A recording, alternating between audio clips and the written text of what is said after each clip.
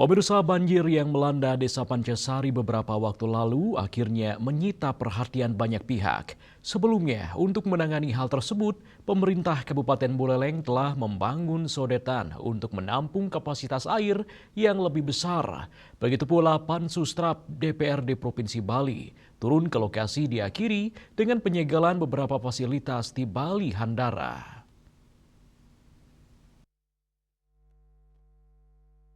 Banjir di Desa Pancasari ada indikasi terjadinya pelanggaran tata ruang oleh oknum pemilik lahan Redi Nobel dengan bangunan villa yang tidak sesuai dengan peraturan tata ruang Desa Pancasari, di mana bangunan tersebut menyumbat jalan air sehingga air meluber ke jalan dan lahan pertanian warga. Namun sebagai warga baru yang belum terdaftar di Desa Pancasari, ia mengatasnamakan warga Pancasari dan melaporkan masalah drainase Handara Bali ke ranah hukum.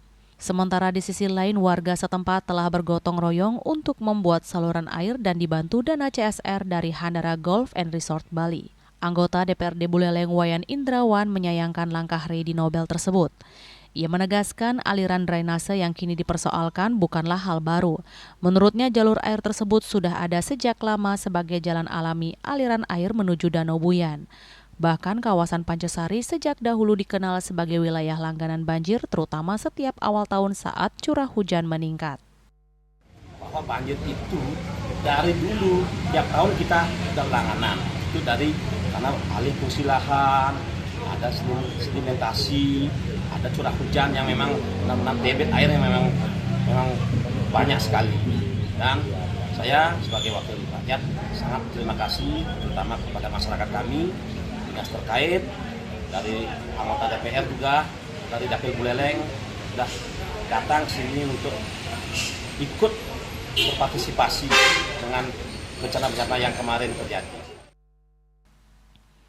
Sebagai anggota DPRD sekaligus warga Desa Pancasari, Indrawan menyebut sejak tahun 1975 Handara Bali telah berkontribusi besar di bidang kesehatan, pendidikan, dan perekonomian untuk masyarakat sekitar. Yasari Yuli, Bali TV.